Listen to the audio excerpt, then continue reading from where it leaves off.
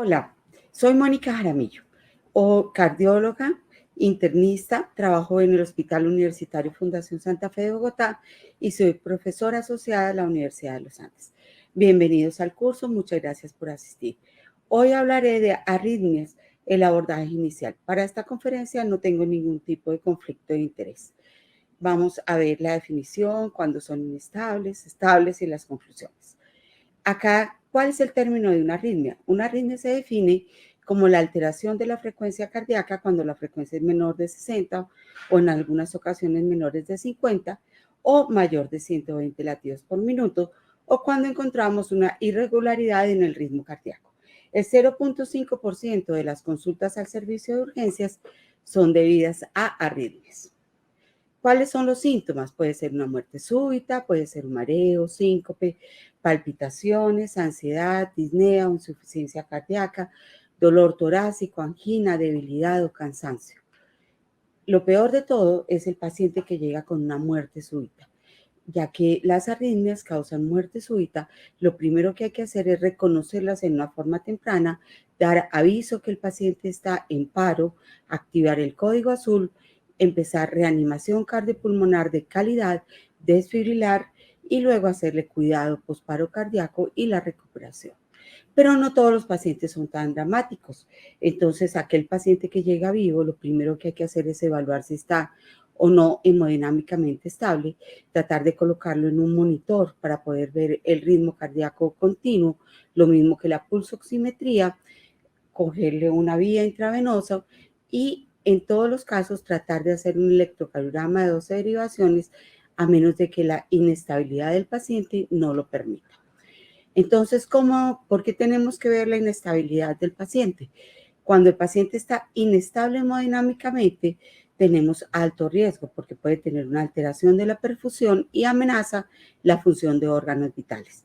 Esto se puede potenciar, potencialmente se puede deteriorar y progresar a un paro cardíaco.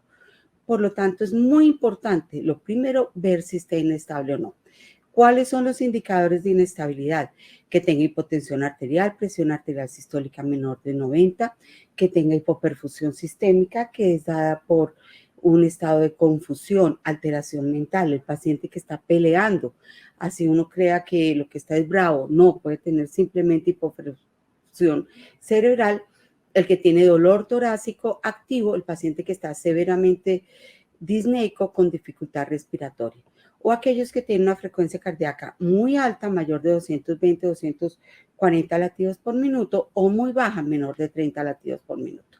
Entonces, se dice que es taquicárdico si el paciente tiene mayor de 100 latidos por minuto y bradicárdico si tiene menor de 60 latidos por minuto. En el momento en que el paciente tenga angina, dolor en el pecho, que tenga disnea, que tenga alteración de la perfusión o que tenga choque, o el paciente que se ve con livideces, en mal estado general y agitado y está taquicárdico, lo primero que debemos hacer es tratar de hacer una cardioversión eléctrica. Si el paciente, pues ya vimos que tiene pulso, el que no tiene pulso lo reanimamos. Si el paciente tiene pulso, hay que explicarle al paciente que lo vamos a cardiovertir, hay que sedarlo y hacerle la cardioversión. Si es una taquicardia supraventricular de complejo estrecho, usualmente con 150 a 200 joules. Si es una fibrilación auricular, usualmente con 200 joules. Si el paciente tiene una taquicardia ventricular, con 200 o más joules. Pero si el paciente tiene los mismos signos de inestabilidad hemodinámico, pero está bradicárdico, este paciente requerimos colocarle lo más rápido posible un marcapaso cardíaco transitorio, ya sea transcutáneo o transvenoso, para poder sacarlo de la parte de inestabilidad hemodinámica. Pero lo que hablé anteriormente, usualmente es en pacientes que están muy severamente enfermos, pero la gran mayoría de los pacientes no van a llegar así. Es un paciente, lo que más llega es un paciente hombre de 65 años o mayor de 65 años, cuyo motivo de consulta son palpitaciones. Cuando ese paciente llega al servicio de urgencia, entonces dice que tengo palpitaciones o una molestia en el pecho. Es simplemente que está percibiendo los latidos del corazón en una forma anormal. La prevalencia de palpitaciones en las personas es aproximadamente un 16% y el 47% de ellas son por enfermedad cardíaca, el 31% son de origen psiquiátrico y otras causas llenan lo que falta. Pero cuando llegan al servicio de urgencias, el 34% de los pacientes que tienen palpitaciones van a tener una causa cardiovascular. La gran mayoría de las veces son benignas, solamente en un 1 o 2% de las veces amenazan la vida. Estas palpitaciones son recurrentes y para poder hacer el diagnóstico preciso, nosotros necesitamos evaluar el paciente en una forma con los signos y síntomas. Entonces, uno tiene diferentes tipos de palpitaciones, aquellas que son extrasístoles, que el paciente siente que se está saltando un latido, que hay una pausa y que luego existe un latido mucho más fuerte, o aquellos que dicen que el corazón está como ahogado, como si diera volteretas. Estos son unos latidos que son irregulares, que tienen periodos de latidos normales, inician gradualmente y terminan gradualmente, y usualmente aparecen en reposo en la noche cuando el paciente está en la casa. Esto se llama que son extrasistólicos. Los taquicárdicos, que es simplemente que el paciente siente que el corazón va a 2000 por minuto, que siente que está latiendo muy fuerte en el pecho, que son como un aleteo en el pecho, que pueden ser regulares o irregulares, son acelerados, tienen un inicio súbito y una terminación súbita, se pueden desencadenar con el esfuerzo físico y tienen una fase de enfriamiento que lentamente van disminuyendo, y ellos pueden acompañarse de alteraciones hemodinámicas como sudoración, síncope, presíncope, livideces. La ansiedad, entonces usualmente dicen que se sienten ansiosos, agitados, tienen unos latidos cardíacos que van muy rápidamente, inician y terminan en forma gradual, pues usualmente los desencadena un ataque de estrés, como el que tengo yo de estar acá hablando en público, o un ataque de ansiedad, y los síntomas son inespecíficos. El paciente siente que no puede respirar, el paciente dice que se siente ahogado y tiene que hacer suspiros, y ya los que son palpitantes siente que el corazón bate. ¿Qué es un latido palpitante? Aquellos donde el paciente siente que el corazón va despacio, pero muy fuerte, que puede ser por hipertensión o que puede ser simplemente porque tienen una insuficiencia aórtica. Entonces, la etiología de las palpitaciones pueden ser causadas por arritmia, como extrasístoles supraventriculares o ventriculares, taquicardia paroxística supraventricular o ventricular, bradiarritmias o anomalías en un marcapaso o en el dispositivo.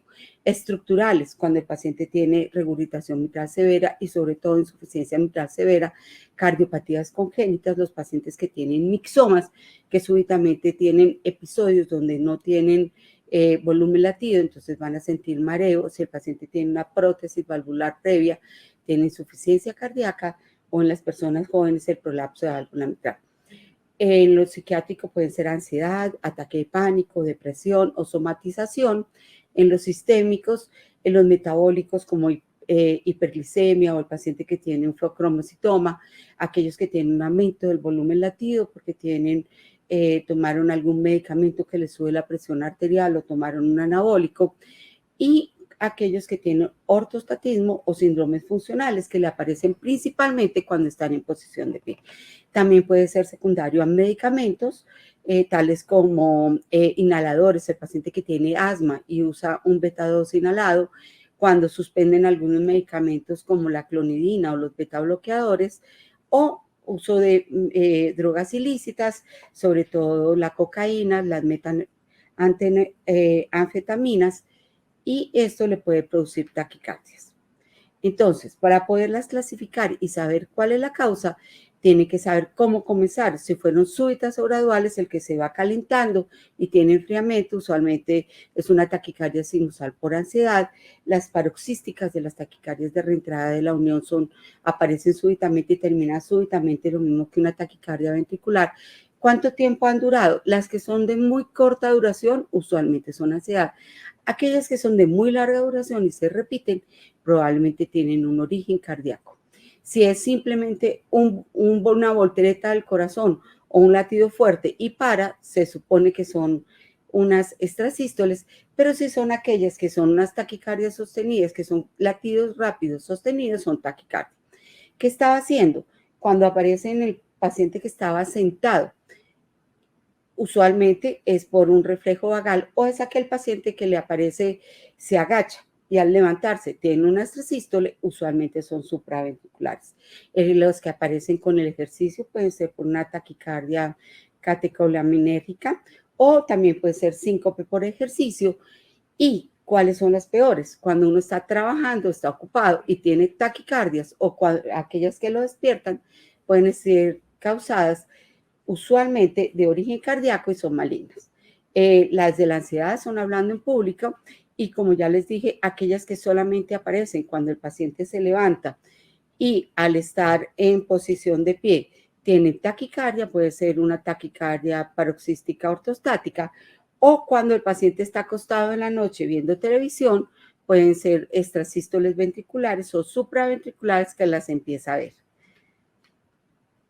¿Cómo es la calidad de la palpitación? Sí, es simplemente como un aleteo sostenido, como si estuviera teniendo unas alas batiendo. Esto usualmente es una taquicardia supraventricular, una taquicardia ventricular. Si son regulares, es una taquicardia ventricular o supraventricular. Y aquellas que están con un aleteo sostenido, pero son muy regulares, normalmente es una fibrilación auricular.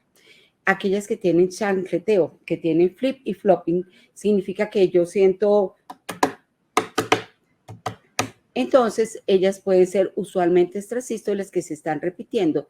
Y una forma para poder hacer el diagnóstico es decirle al paciente que haga lo que yo estaba diciendo, que haga sobre la mesa cómo siente. Entonces, cuando yo hago así, en forma irregular, probablemente tengo la fibrilación auricular. Los latidos en el cuello indican que usualmente es una arritmia. ¿Cuál puede ser? Si son los latidos como el signo del sapo, que uno siente que rápidamente en el cuello hay movimientos, podría ser una taquicardia supraventricular de reentrada, donde las aurículas se están contrayendo contra las válvulas cerradas. También si son lentas y muy fuertes, podría ser un bloqueo auriculoventricular completo. Las extrasístoles ventriculares a veces también se sienten en el cuello, pero aquellas que uno siente en el cuello usualmente son de origen cardiológico. Entonces, las otras cosas que uno tiene que ver es qué tiene el paciente previamente. Entre aquellas cosas que uno ve para ver qué tiene previamente, hay razones de probabilidad. ¿Cuáles son las razones de probabilidad para decir que el paciente probablemente tenga enfermedad cardíaca y que es por arritmia? Lo que les estaba diciendo ahora, los latidos en el cuello tienen una razón de probabilidad de 177:1, o sea que son los más específicos de todos. Los otros es que el paciente sea obeso, si tiene taquicardia, usualmente también tiene palpitaciones, usualmente es de origen cardíaco. Lo mismo que cuando afectan el sueño, cuando despiertan al paciente, probablemente lo que tengan es una arritmia y no simplemente un ataque de ansiedad. Y si el paciente se siente mareado por episodios cortos, podría ser un bloqueo AV transitorio, entonces eso también tiene una razón de probabilidad positiva para poder decir que son de origen cardíaco o arritmia, lo mismo que un presíncope. Entonces, ¿cómo podemos hacer? Si simplemente hay un latido raro, anormal, único, debe ser una ectopia benigna. Si el paciente dice que súbitamente se queda como sin aire, usualmente es una extrasístole ventricular. Una sensación batiente única aislada puede ser una contracción ventricular prematura. Aquellas ya les dije, las del cuello, las palpitaciones que terminan con maniobra vagal. Uno le dice al paciente que el paciente trata de tomar agua fría o que trata de hacer un valsalva tapándose la nariz y cerrando la boca y pujando, y si termina es una taquicardia supraventricular. Si se empeoran durante la noche, pues van a ser una ectopia ventricular, una fibrilación auricular. Si es un ritmo irregular rápido, es una taquicardia auricular o un bloqueo, una taquicardia auricular, pero con un bloqueo variable, una fibrilación auricular. También si el paciente tiene una ansiedad generalizada, a pensar uno en ataques de pánico. Las que se asocian con ejercicio, debe sospechar enfermedad coronaria. Si el paciente estuvo tomando alcohol, café, Red Bull, y estaba usando drogas recreacionales como cocaína, entonces uno dice que son palpitaciones inducidas por los medicamentos. Las posicionales pueden ser desencadenadas cuando se levanta, se puede desencadenar una taquicardia auricular de reentrada. También, pues, si el paciente tiene un frote pericárdico, pues uno debe sospechar que tiene una pericarditis. Si el paciente tiene calor, temblor o tiene una tiroides gigantesca, uno debe sospechar hipertiroidismo. Si tiene un soplo cardíaco, debe sospechar una enfermedad valvular, o si tiene un clic mesosistólico, un prolapso de válvula mitral. Entonces, ¿cuáles son sugestivos de arritmia? Baja probabilidad si no tiene antecedentes de enfermedad cardíaca, si no tiene una cardiopatía ritmogénica, si tiene un electro normal, y en las personas jóvenes. Ya después de los 60 años aumenta el riesgo que las palpitaciones sean por arritmia, sobre todo si tiene un antecedente de enfermedad estructural severa, tiene una enfermedad ritmogénica cardíaca, un electro anormal, y si son taquicárdicas o se asocian a compromiso hemodinámico como hipotensión, como disnea. También, entonces, como ya les dije, tenemos que ver cuáles son los antecedentes patológicos, que son muy importantes, ver que el paciente no haya tomado nicotina, alcohol, cafeína, que no tenga drogas callejeras, también ver los medicamentos de prescripción, sobre todo los que se usan para el asma, y los otros es si el paciente está usando gotas nasales, si el paciente está usando, por ejemplo, omega 3, que también puede producir taquicardia, si está usando carnitina. Todas estas cosas pueden producirle taquicardias. Y preguntarle si hay antecedentes familiares de muerte súbita en la familia, sobre todo en personas jóvenes, ya que los QTc prolongados producen arritmia, o las cardiomiopatías también van a producir, son hereditarias. La ansiedad y la enfermedad coronaria también se pueden heredar, lo mismo que la enfermedad del tiroides.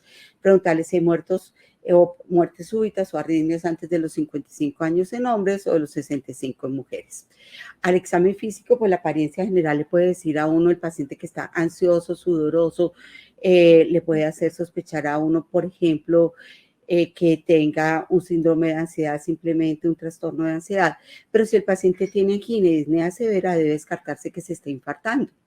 La otra cosa en los signos vitales, si el paciente tiene cambios principalmente, el que ha perdido peso y está taquicárdico podría tener hipertiroidismo. Si el paciente tiene hipoxemia y tiene dificultad respiratoria y un tórax aumentado en tonel, podría tener una enfermedad pulmonar. También aquellos pacientes que tienen los signos vitales normales acostados y que al levantarse hacen taquicardia, que hacen hipotensión, entonces uno ya sospecha un POTS. Al examen cardíaco, entonces uno tiene que buscar que el paciente, si lo está examinando en ese momento y hace arritmia, es muy importante porque eso dice que el 91% de las causas de ese paciente de las palpitaciones son arritmia. Esto no ocurre todas las veces, pero tiene un valor predictivo positivo alto. Ahí se van a oír los soplos, ahí se va a ver cómo están los latidos, si son grandes o pequeñitos. Si el paciente tiene un síndrome de Muset y está moviendo la cabeza, uno debe sospechar una insuficiencia aórtica, puede oír un soplo de insuficiencia aórtica, un soplo de insuficiencia mitral también. Hay que buscar que no tenga anemia, la palidez que le puede dar signos de tener arritmia. Luego de eso, lo que nosotros vamos a usar es tomar un electrocardiograma. En el electrocardiograma hay unos predictores muy importantes, como cuáles. El hecho que el paciente tenga una onda delta, entonces vamos a sospechar que el paciente tiene un Ward-Parkinson-White. El otro es que tenga una aurícula aumentada, que tenga estas sístoles supraventriculares frecuentes o una bradicardia sinusal o un bloqueo AB. Este paciente, pues uno debe sospechar si la aurícula está muy grande y muchas extrasístoles, fibrilación auricular, que tenga hipertrofia ventricular izquierda, puede tener fibrilación auricular, una taquicardia ventricular, extrasístoles ventriculares frecuentes, una taquicardia ventricular, ondas Q, sabe uno que tiene una enfermedad coronaria previa. Si tiene inversión de la onda T en todas las precordiales, hipertrofia ventricular, ondas T o cambios del ST, entonces puede tener cardiomiopatía hipertrófica, puede tener riesgo de fibrilación auricular o de taquicardia ventricular. si tiene un QT corto o largo, si tiene un patrón de Brugada, que son unas taquicardias hereditarias que producen taquicardia ventricular y muerte súbita, o si tiene un patrón de repolarización precoz, va a pesar uno en unos síndromes genéticos de arritmia, y si tiene las ondas invertidas y una onda épsilon de B1 a B3, en que tiene una cardiomiopatía del ventrículo derecho que produce arritmia. Entonces, ¿cuáles son las conclusiones? La arritmia se presenta más o menos son el 0.5% de las consultas a urgencias. La consulta por palpitaciones es muy frecuente y ahora en este momento, por ejemplo, las personas que se ponen los smartwatch, entonces al ponerse los smartwatch vamos a ver que se miden la frecuencia cardíaca y consultan frecuentemente por esto. Ahí es que tranquilizarlo, la gran mayoría de las veces son completamente benignos. Son muy frecuentes y la gran mayoría de ellas son benignas y no tienen ninguna importancia. En las estables hay que hacerle la historia clínica completa, hay que pedir los antecedentes y tomar un electrocardiograma de 2 derivaciones. Las inestables hay que correrles, hay que detectarlas tempranamente si es necesario reanimarlos y si no, revertirlas en la forma más rápido para que no puedan progresar a un paro cardíaco. Y se deben confirmar con qué, con un electro, con un holter de electrocardiograma o con un monitor ambulatorio externo. Y muchas gracias por su atención. Espero que haya sido placentero para ustedes asistir a esta conferencia.